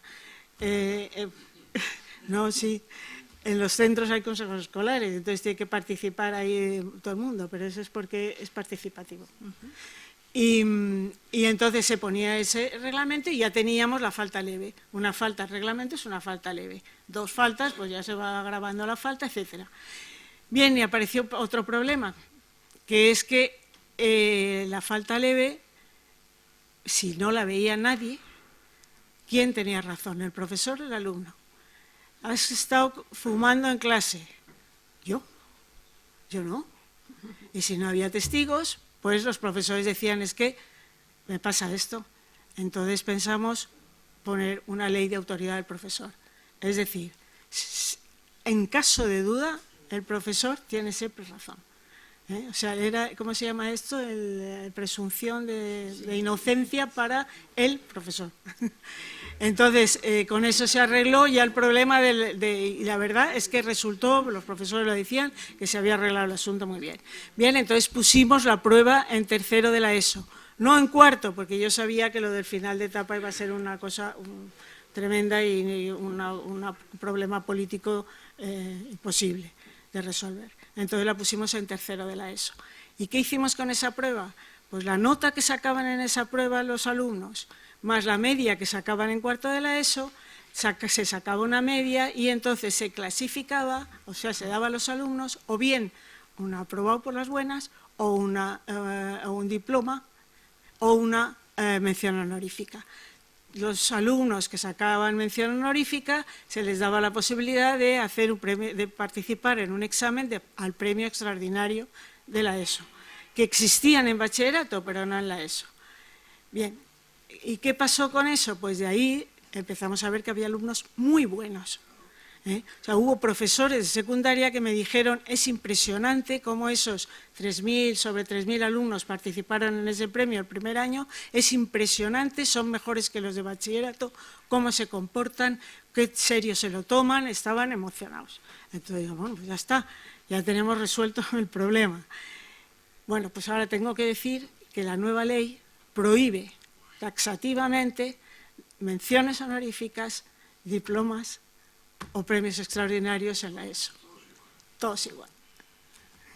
Bueno, y no sé cómo estoy de tiempo. Bien.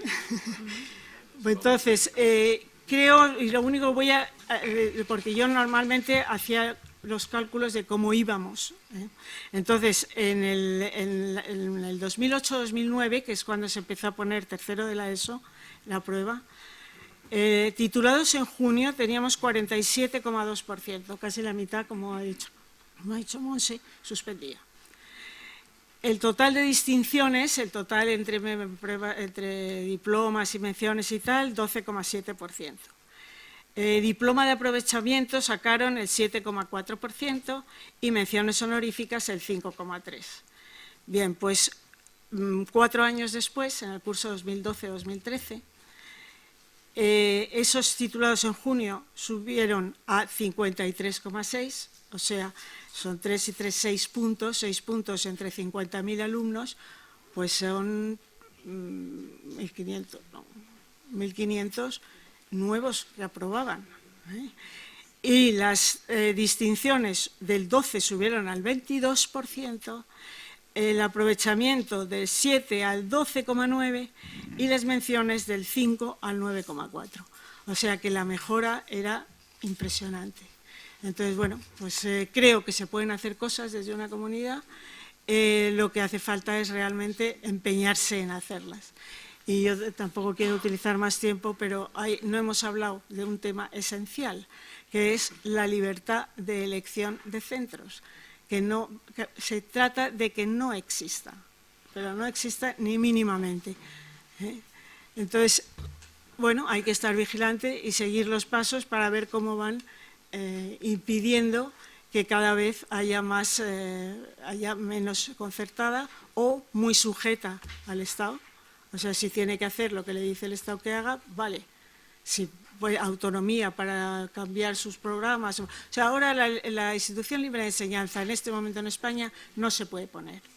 O sea, un colegio que decida que ellos hacen su programa y que utilizan su propia pedagogía y que tienen un horario distinto y que no sé qué, eso no se puede poner. Entonces, a lo mejor una solución es empezar como con la institución libre de enseñanza, pero con los sistemas tradicionales de enseñanza, que son los que han desaparecido y los que realmente daban calidad a un sistema de educación y mayor igualdad y mayor posibilidad de ascenso social a los ciudadanos.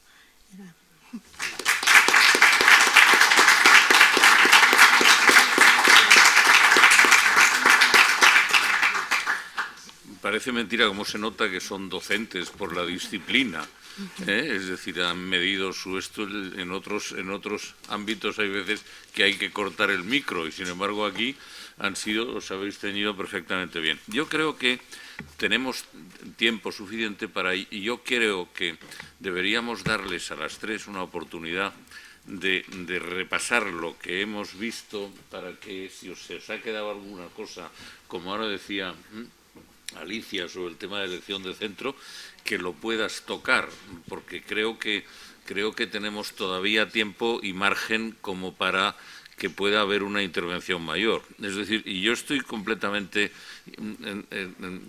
precisamente por no ser docente, estoy sorprendido porque he entendido muy bien todo. Es decir, y ya está. Y además, me estoy dando cuenta de cosas que no sé si un día, Alejo, la física nuclear en España no es la mejor del mundo, tampoco pasa nada. O si la arquitectura española tampoco es la número 1 del mundo, tampoco pasa nada. O si las infraestructuras no son las mejores, nosotros tenemos una infraestructura ferroviaria maravillosa, los alemanes la tienen horrible y son Alemania. Bien, entonces no pasa nada. Pero si la educación falla, pasa todo. Porque pasa todo, es que lo acabamos de desgranar, pasa todo. Si no hay razonamiento, nadie entiende a Pitágoras. Es decir, si no entiendes a Pitágoras es que no entiendes nada, con lo cual apruebas sin entender nada o suspendes sin entender nada, con lo cual llegas a la vida sin entender nada. La calidad del sistema educativo es un factor de competitividad esencial. Entonces, bien, yo querría hacer una nueva ronda en la cual, pues en 5 minutos podáis decir un poco qué es lo que opináis. Y yo había puesto una cosa, pero como luego no me hacéis caso, pues no, yo había dicho que a ver si pudiéramos, por eso no me voy a esforzar, porque no me van a hacer caso, pero yo había dicho, hombre, podemos resumir, es decir, los promotores de la Agenda del Cambio, ¿podremos llegar después de todo este trabajo y de toda esta y de esta jornada de hoy, podríamos llegar a tener estos 10 mandamientos se encierran en 2? Es decir, podríamos tener un pequeño decálogo de las cosas que realmente consideráis dentro de todo el contexto de lo que se ha hablado, ¿no? Que en un momento determinado podamos comunicarle pedagógicamente a la sociedad y que entiendan qué es lo que está pasando. Yo quería apuntar una cosa, porque sí que hay bastante interés en el público, particularmente para Ingrid, para que en este momento tenemos un empeño enorme de hacer leyes a letras, una ley muy permisiva. Gracias, Aqua. Perdonad, porque os he interrumpido en la dirección que ibas, pero sé que en el público hay bastante gente interesada en conocer la experiencia de Suecia, después de bastantes décadas de permisividad en leyes como el cambio de sexo.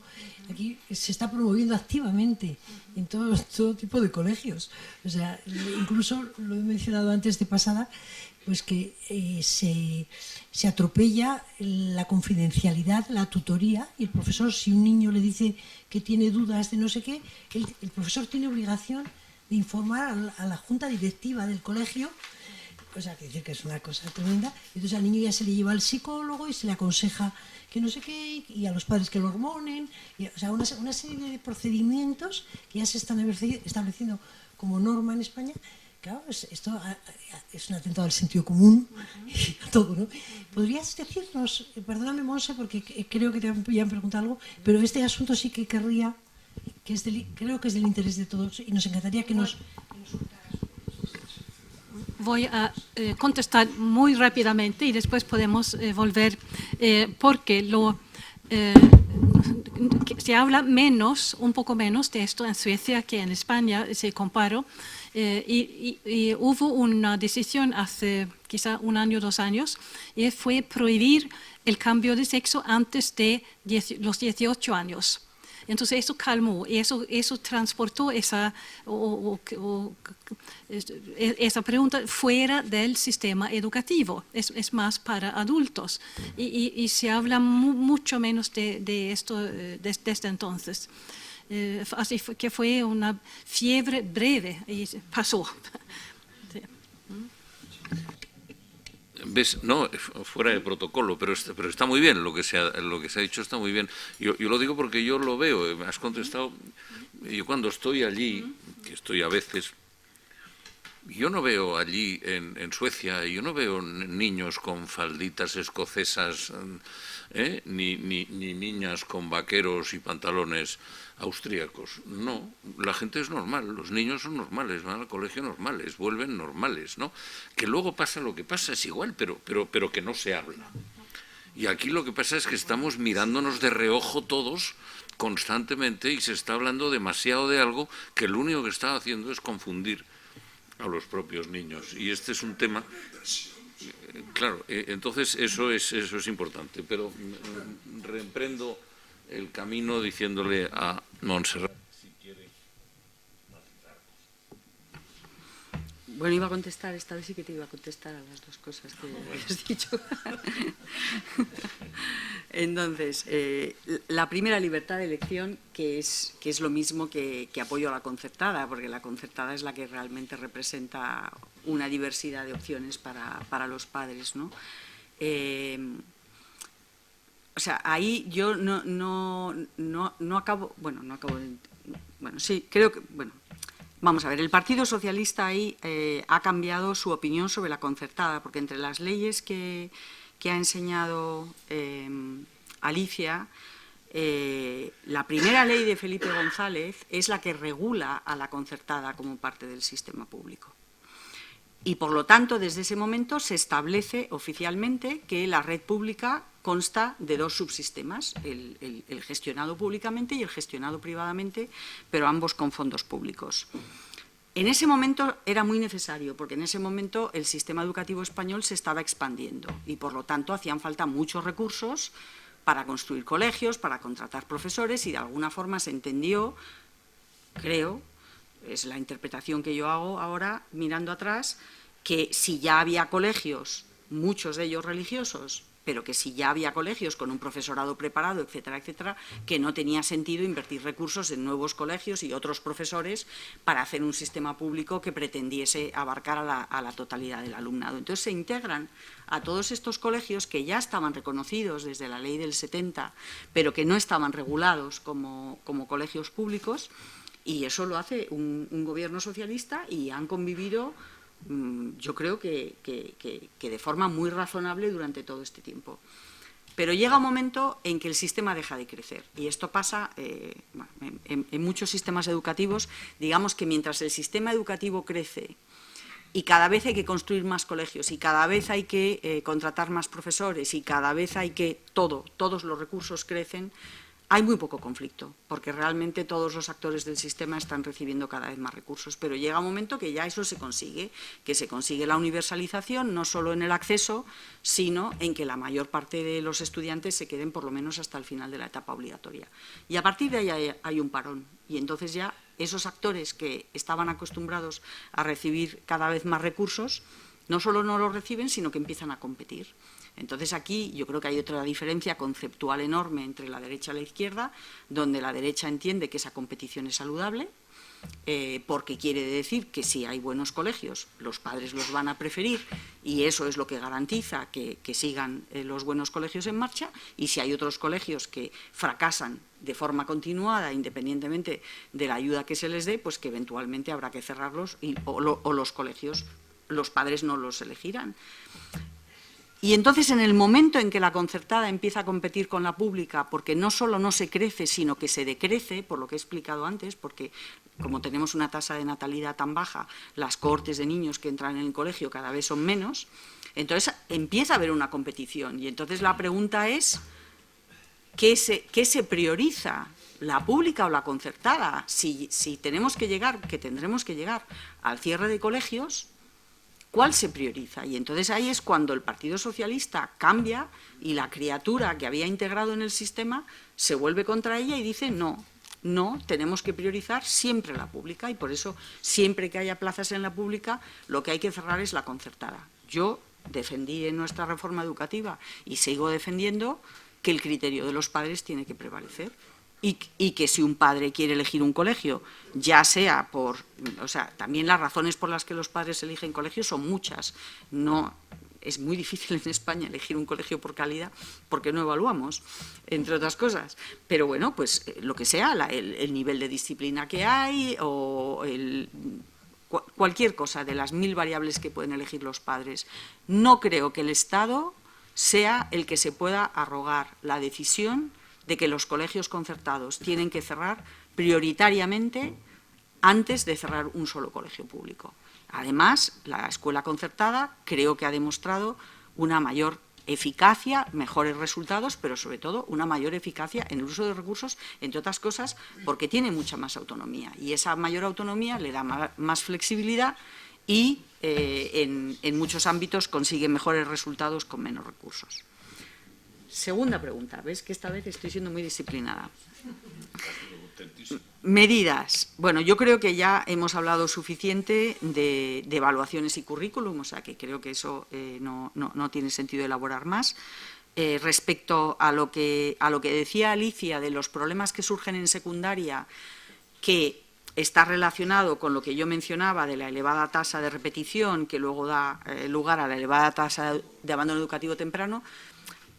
La heterogeneidad del alumnado está desde primaria, pero a medida que crecen, esa heterogeneidad, por el sistema educativo que tenemos, se hace mayor y mayor y mayor, y llega un momento que no es gestionable.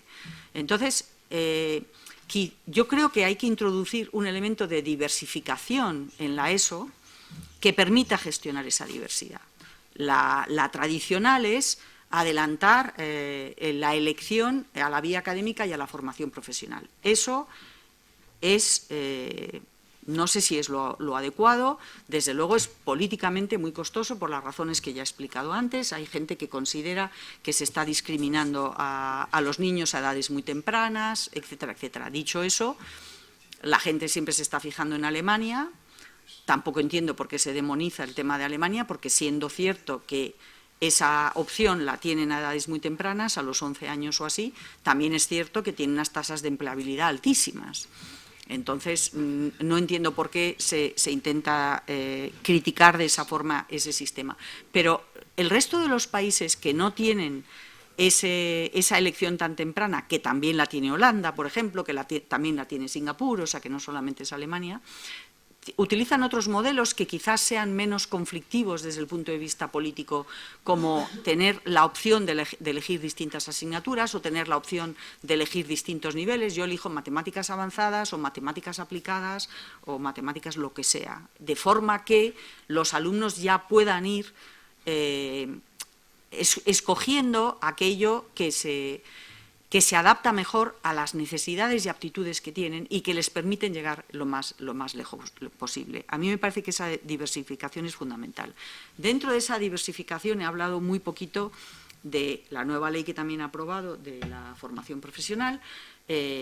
para mí tiene muchos problemas y el principal es que la exposición de motivos y las medidas que luego se desarrollan no tienen nada que ver. Entonces, la exposición de motivos es que vamos a dualizar la formación profesional y la vamos a acercar a la empresa.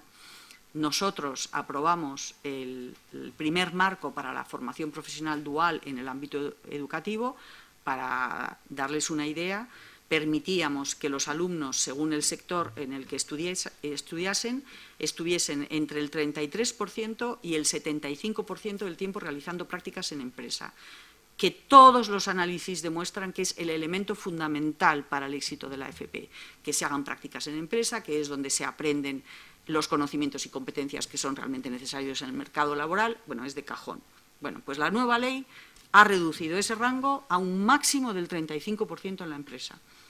Entonces, no entiendo muy bien en qué consiste la dualización y, por otra serie de motivos, intenta acercar la FP a la universidad y, al hacerlo, la aleja del ámbito empresarial. Yo creo que esa es la decisión equivocada. Creo que hay que acercarla al ámbito empresarial y permitir que los chicos que quieran ese tipo de formación, que ya no son los chicos con un bajo nivel de rendimiento, que son chicos con todo nivel de rendimiento, puedan hacer a partir de determinada edad, una formación mucho más práctica y tener un contacto mucho más directo con la empresa.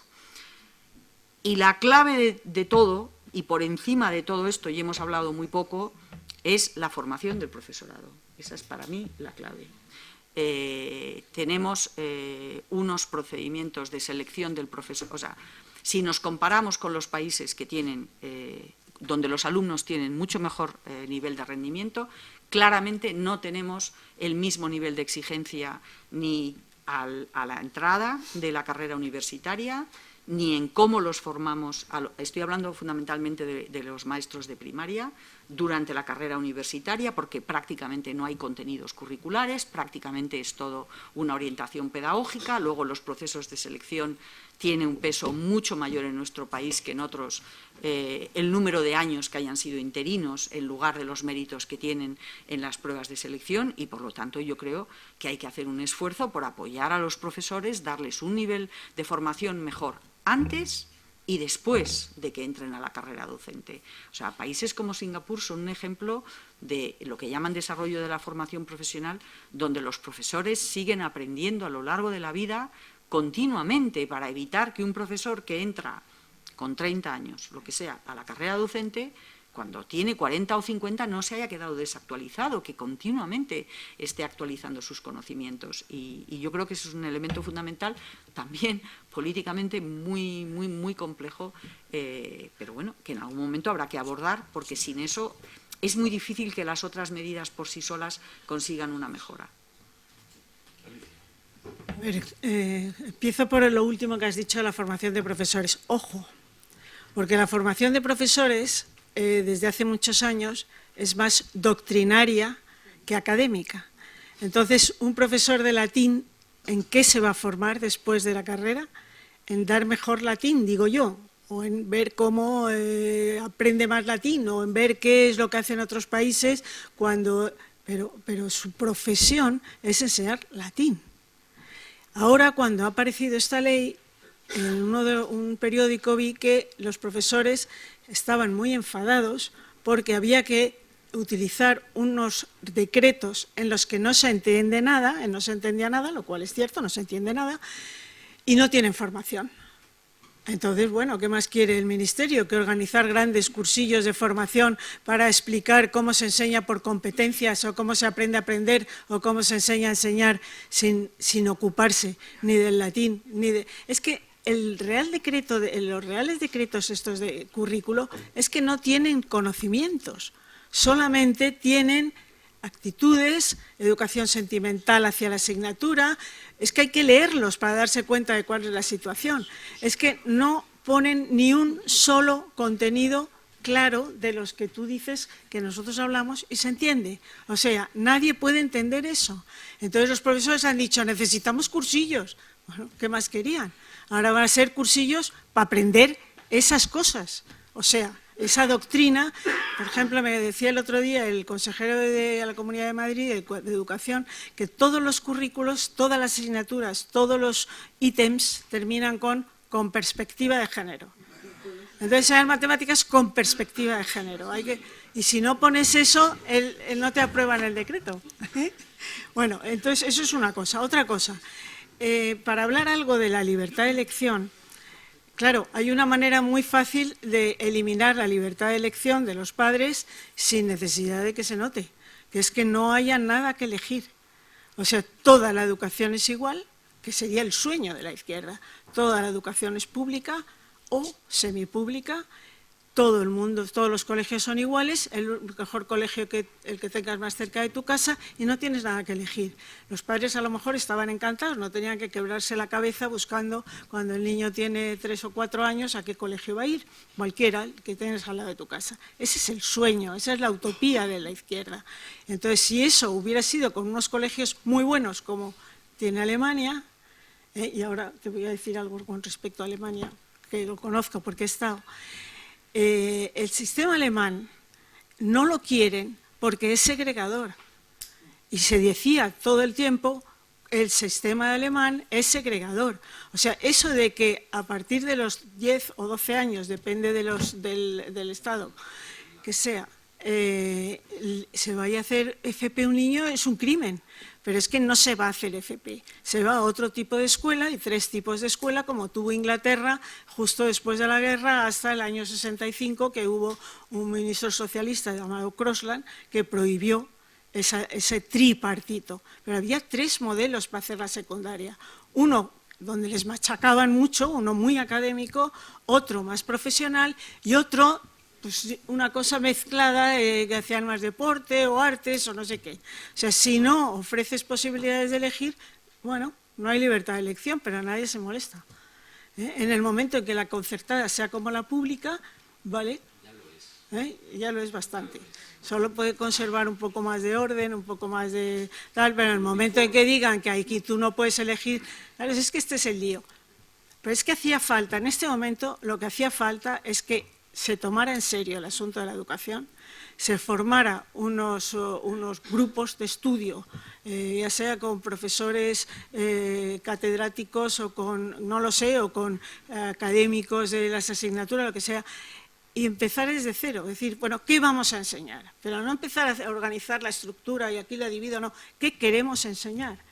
Y entonces, a partir de ahí, ¿cómo lo vamos a enseñar y cómo vamos a comprobar que eso se aprende? Y se ha acabado.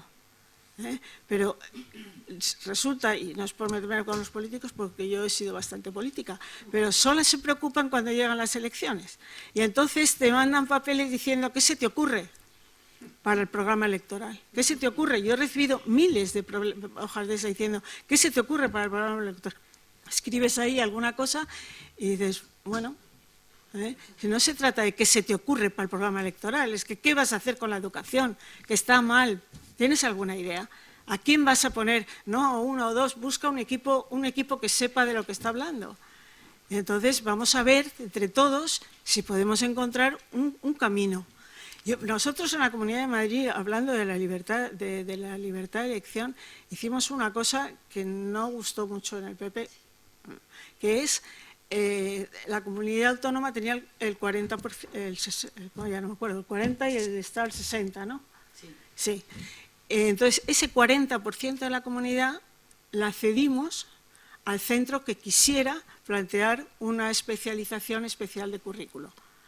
Entonces, hubo muchos colegios concertados que lo hicieron, entonces aparecieron especializaciones en arte, donde aumentaban las horas de música, aumentaban las horas, otros públicos que yo también he estado a verlos, aumentaban las horas de deporte, por ejemplo, entonces tenían especialización deportiva. Eso lo hicieron los ingleses y les funcionó muy bien. La idea fue de Margaret Thatcher, pero luego Tony Blair, al que yo admiro, porque siendo un socialista rompió con todos los dogmas de la izquierda, completamente, o sea, hasta empezó a inventar escuelas tipo concierto, pero sin ser con un concierto, o sea, colegios privados, absolutamente privados, a los que daban una subvención. Solamente tenían que demostrar en los exámenes que los alumnos aprendían y no hacer nada en contra de su constitución. Claro, por supuesto. Entonces tenían una inspección que no es que controle si el horario es como el horario que ha puesto eso, no, sencillamente controlaban que ahí no había cosas raras. Entonces eso se inventó varios modelos, uno con más intervención del Estado, otro con menos. Entonces hay que explorar esos campos. O sea, no podemos estar siempre lo mismo, porque no, de aquí no salimos. Y bueno, y lo digo ya cuando yo no tengo mucho que hacer, pero bueno. Sí, gracias. Muy bien, me vais a permitir que utilice el minuto de gloria, ¿no? El minuto de gloria, simplemente para decir que como todo esto está grabado en streaming, se ha transmitido, pero además se graba y lo vamos a colocar en la página web, yo creo que podemos perfectamente extraer aquel resumen, supongo, súper pedagógico de lo que ha quedado grabado, por lo tanto, nos va a evitar el tener que hacerlo nosotros, porque esto saldrá directamente del streaming. Y después decir que hoy estamos aquí los que estamos aquí. Pero yo quiero decir una cosa. El mérito que tuvo Sociedad Civil Catalana cuando salió 1 millón de personas a la calle en Barcelona no fue de nadie, fue de haber estado ahí. Sociedad Civil Catalana estaba allí, trabajando, haciendo cosas de este formato, haciendo pedagogía de muchas cosas, y en un momento determinado pudo liderar una cosa como aquella. El 21 de enero, nosotros, los organizadores, juntamente con otra mucha gente, organizamos la manifestación del 21 de enero, pero no tuvo nadie ningún mérito especial. El mérito es haber estado aquí y allí, y haciendo estos actos, y vamos a seguir con el del 4 de mayo, vamos a seguir después en función de las elecciones y vamos a seguir con esta estrategia, porque esto da lugar a muchísimas más cosas, porque hoy se han quedado muchas en el tintero. Pero en fin, lo que sí yo quería es lanzar un mensaje por parte de Libertad y Alternativa y por la que represento yo de Foro España Cívica, de que vamos a seguir estando aquí, vamos a seguir haciendo pedagogía y que vamos a seguir invitando a que la gente venga a escuchar lo que de alguna manera todas estas personas que nos acompañan tienen que decir. Muchas gracias por estar aquí.